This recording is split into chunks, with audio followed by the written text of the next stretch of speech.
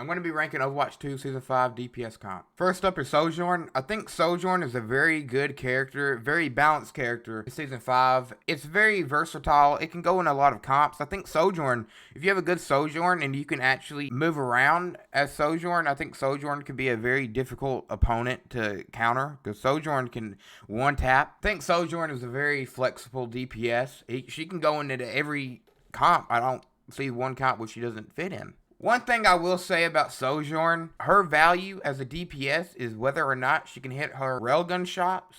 And in lower ranks, they can't really hit their railgun shots. So, depending on the headshot rate and if you can hit your railgun shots, that will make her go up and down on the list. Which I think Sojourn is very meta as right now, and it's so glad to see Sojourn back in the meta. It's sort of like getting rewarded for playing a character who actually takes some mechanical skill and aim to play. Sojourn is very meta this season. Very meta. Either S tier or A tier will be fine with her, but for me, I'm going to put her in S tier. Next up is Cassidy. His grenade got a little bit nerfed. I still think he's very, very valuable as a DPS, which I very like his kit. I like his grenade. His grenade is his best part of his kit. He's very good at shutting down tanks like Wrecking Ball and tanks like Doomfist. Only his weakness is if you get dived on by him. That's the only weakness I'll possibly see with Cassidy. With all of rank play, I think Cassidy is good at low and mid.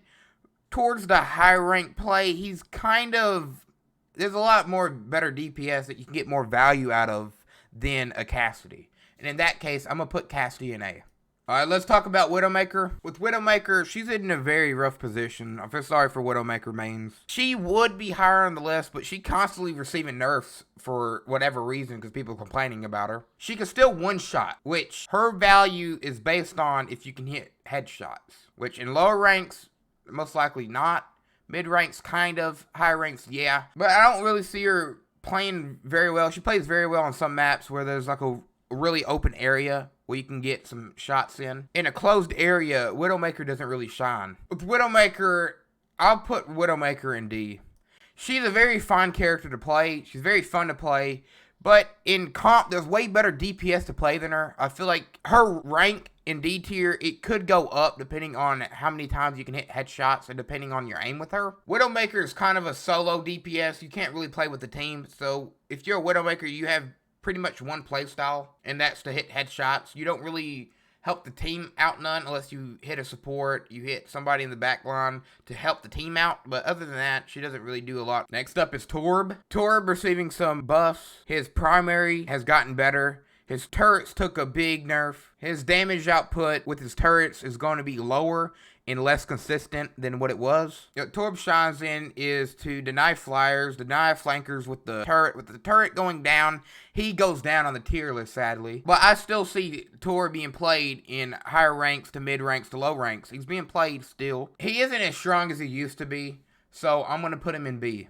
There's nothing wrong with Torb. I think Torb is very fine. I do think that there's some characters that does his role, but a little bit better. Actually, I'll change my mind about the Widowmaker. Widowmaker, it depends on the map you play, right? There's not a lot of maps that is closed areas. It's mostly open areas. And in that case, I'm going to move her up to C. Actually, I'm going to put her into B. I'm putting with Torb. With Torb, his turrets is what makes him good. Other than that, he's not that good. And with him receiving a nerf, I would put him in A. But his turrets got nerfed, so he has to go down a rank. But with Widowmaker, I still think she's very good, even though she got nerfed, where the range isn't as long. You can still win a game and carry a game just on a Widowmaker alone. Next up is Bastion. Bastion is very good in lower to mid ranks if you can have somebody to duo with him, like a Mercy to amplify his damage, like a Baptiste. He has the biggest hitbox. He has a bigger hitbox than a damn tank. In higher ranks, they'll focus a Bastion. Bastion can't do nothing, can't do no damage whenever you constantly getting hit. Lower ranks, I think you can pull him off, but he's just so bad this season. One thing I'll say that is positive about Bastion, he can counter a dive. He can counter a dive. Yes, he can very counter a dive. He can hurt a tank. He's very good at hurting tanks too, if you leave him just wide open. But one thing I would say about Bastion, his ult, he is one of the worst ults in the game. Hands down, one of the worst ults in the game. I rarely get hit by Bastion ults because it's way easy to counter because it takes so long for it to come down. And even whenever you do get hit by it, it's not one shot. With Bastion, I'll give him a C. Adjustable D. If you're in lower ranks, I'll put him more of the higher ranks. But in top tier, he's one of the lowers. But I'll put him in C because the way he can shred through shields, the way he can deny a dive. For them two reasons, I'm going to give him C. Next up is Soldier. Soldier got buffed. So if you're a Soldier main, you better be happy with the buffs, because it's crazy. With Soldier's damage being increased from 18 to 19, his explosion damage increased from 80 to 90, his biotic field healing per second increased from 35 to 40, and he's one of the highest tier DPS to be playing right now in all ranks. I think he's very good in low ranks. I think he's very good in mid ranks. I think he's very good even in the high ranks. If you want a DPS to one trick, Soldier is the way to go. Soldier is hands down the way to go. Soldier is very good at controlling angles. For example, if an Ashe is on an off angle, he can bully her off the off angle and he can take control of it. He can take control of angles very well, which if you hit a Hanzo, he's going to have to dip out of there because there's no way he can keep on fighting you. Eventually, he's going to have to dip out off that angle. Thing is with Soldier, if he gets hit by majority of DPS, he can throw his biotic field down and keep standing there while fighting. He's basically a tank in that regard. I think Soldier is hands down, as of right now, the best DPS to be playing. I'm going to put him in S tier. Crazy good damage output. I can't think of nothing negative to say about a Soldier. Next up is Hanzo. I think Hanzo is a very good character to play if you can hit your headshots with him. He's all about hitting his headshots. Thing is with Hanzo, his consistency is not that good. In dive comps, he can't be played in dive comps. In Brawl to Poke, you can play him because he can sit back, tear him up. Very strong character depending on who you go against. He's not going to be great in every composition. And I'm going to put him in A tier. I think Hanzo is very good. With Hanzo, I think he's a very hard character to play mechanical wise. He's very hard to one trick. If you have a good Hanzo on your team, you can change the outcome of a match just because of one character. And in that character, it being Hanzo. Next up is Sumatra. Very good at closing down sites. In defense, Sumatra is very good in. One of the best defense DPS to play. Which her turret got nerfed bad, almost halved. Went from 40 to 25, but her turrets now reveal the opponent, which that's all right, I guess, but it's not that big of a deal. It's not game changing at all. But in lower ranks, you get free turret damage because in lower ranks, they don't really target turrets that much. In higher ranks, they do. You can't even get a turret on the ground. Sumatra alone can take down a tank if you have 3 turrets up and they're not focusing on the turrets. She can single-handedly take down a tank. With her turrets taking nearly half damage per second away. Now, that's a big nerf. I think you can still play her. And also, it's more about flexibility. You can't really play the Metro on every comp. With that, I'm going to put her in B. I think she's very good. She's possibly an A to S tier, depending on if they attack the turrets or not. But with that nerf, it's a very big deal from where she was and now. Next up is Junkrat. I think Junkrat is in a very difficult position. In the lower ranks, I think Junkrat is very good to play. He's very good at denying an area, just on him alone. I think all in all, he's a very strong character. Depending on the map, he can become a great character, like defensive maps. I think his ult is very good. I like his ult. I think his ult is very balanced. I like his ult very much. Junkrat can literally sit and spam an area and you can't get past without taking some sort of damage. But there's some counters to him. Like, for example, an Echo, if it's flying. A Pharah can completely counter a Junkrat. Depending on the map, I see him being A to B. He's nowhere near meta. Put Junkrat in B. In low ranks, he can be good. Higher ranks, he's kind of getting no play in higher ranks. He can be higher on the tier list depending on the rank you're in. I think he dominates lower ranks just because how good he is in doing damage. Next up is Mei. I think Mei is great. Her wall is very good at separating herself from characters in her surviving. I think her ice block is very good at saving her from certain situations in certain ults like Orisa ult. Her blizzards is great. If they're pushing the payload to a certain area and it's an overtime and you throw that ult down, they can't really do nothing. They have to get off it. If they don't get off it, they're frozen. Which, that's an instant win just because it can't be in that certain area. It can completely shut down an area. The difference between a bad Mei and a good Mei is wall placement. With the walls, you can pick a character off just by walls alone and save your team on walls, save yourself on the wall. You can even climb on the wall to get to a higher spot to get the high ground. A wall's got so many uses for it. Unlike other DPS, you force the tank to play around you. You force the tank to play around you. It's not an option if they want to play around with you or not. They have to. And with her wall, you can place a wall from like 15 feet back, and the support can't hit him. Kiriko has to teleport in just to save him. May's very annoying to play against. And in that case, I'll put Mei in A. I think Mei's very good at pissing people off. Very good at closing an area, making the tank play around you. I think she's very good at cutting off heals. I think what she does that a lot of DPS don't do is cut off heals. She can completely cut off heals with just a wall. Next up is Ashe. I think Ashe has a good damage output. Her weakness is her reload. Her reload is very slow, but other than the reload aspect, you're still putting out a lot of damage. I think she's very good at keeping a distance with other characters with her flint knock. If you come close to her, she's back away. Simple. Her dynamite is very good at just throwing in certain areas and hitting people. Ashe has good movement, good at checking people, good at keeping people at a distance. But she can do a lot of damage. The only negative side, like I said, is her reload speed. I think Ashe is very good at closing the distance with some characters. If they try to push in, you can check them, push them back, like, nope, that's not happening. In most cases, an Ashe can bounce out with a lot of comps. She's very versatile in a lot of comps. I don't see a comp where she's not good in. She can play in dive, poke, and brawl. She's a very versatile character, and in that case, I'm going to put her in S tier.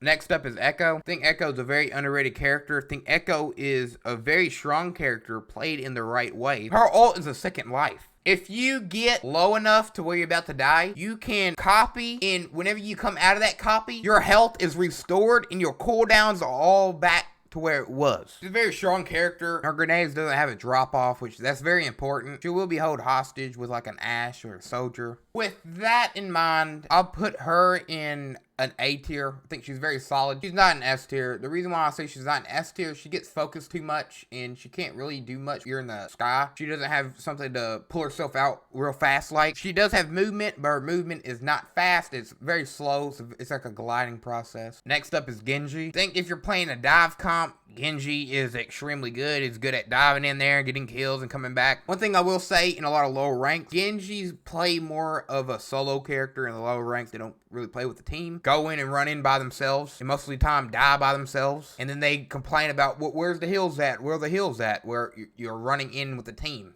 You gotta stick with the team. I think there are certain situations where he can completely abuse some characters like Ashe or Hanzo. There are certain characters he can't do nothing to. For example, like Mei, like Flyers, and Sumatra can completely shut him down. I think he's fine. I'll put him in B. I think that it depends on your skill with low ranks. He's not, people get more aggressive with him, and they think they can take out the team by themselves when it's a team game. And a lot of people in low ranks forget that. Which in higher rank, in rank play, people that knows how to play Genji very disciplined and know how to play with him and does it correctly, then I'll say that he goes up in tier. Next up is Pharah. One thing I'll say about Pharah, without a mercy pocket, she's basically useless. Because she gets targeted too easily. With the mercy pocket, she's very, very good. I think mercy pocket is probably the best pocket. Mercy and Pharah duo is probably the best duo for Mercy than any other character. Alone, she's very weak. With her kit being very weak, I think her alone is very bad. You have to have a mercy pocket just to pick over a game. You have to be communicated with your team to play Pharah, I'll say that. Because if you have no mercy, you're basically useless because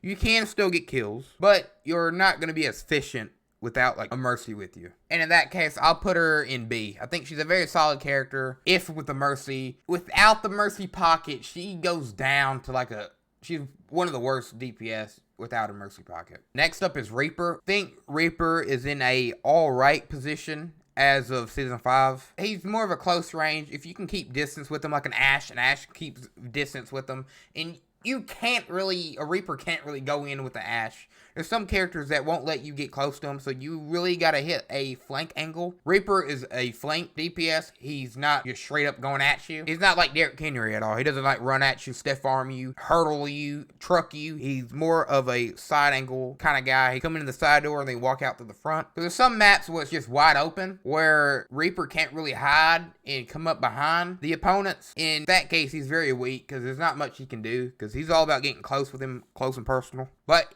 in a closed off map where you can get behind the team and behind the tank and behind the support, he can completely shut down the whole game. I think he's very good at punishing overextended tanks. For example, Sigma. A lot of Sigmas want to overextend an angle, and if Reaper gets next to a Sigma and behind a Sigma and right next to him, he can shut down Sigma. Sigma can't do nothing about it. I don't think he's a character you want to play all the time. As in Season 5, he's not a character you want to play all the time. I think in certain cases, he's good to be picked in. Probably in some cases, probably the best choice, depending on the map. For them reasons, I'm going to put him in A. Certain maps, he's not that good in. He can still play, but he's basically like a fish out of water. Like, he's trying to survive and trying to do his best, but he's not. He's drowning. Next up is Sombra. I think Sombra is very good. I think she's better in the higher ranks than the lower ranks. For the same reasons as in Genji, they forget that it's a team game, and it's a team-based game. You win as a team and you lose as a team. They run in, get killed because they overextended,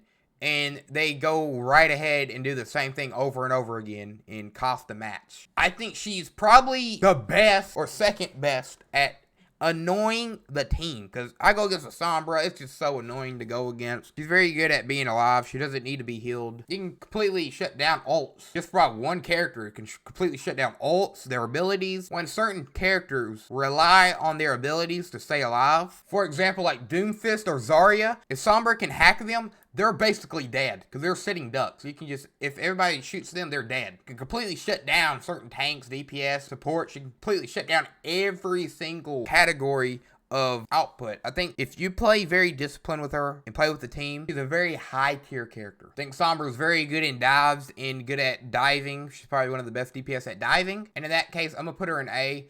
I feel like she fits the meta, but depending on how disciplined you are as Sombra, I think she can be an S tier character just based off of her abilities alone. Last but not least is Tracer. With Tracer for the past few seasons, she's been meta just because how good she is at picking people off and playing pokes and diving in. She's very versatile. I don't see where she can't fit in, probably like a brawl. She can't fit in that good, but other than that, she's very decent and very versatile. I think in the lower ranks, Tracer is not that good because how low health she has, and not a lot of people know how to use her kit fully. In the highest tier, she has a pick rate of 7. She has the highest pick rate than any other DPS.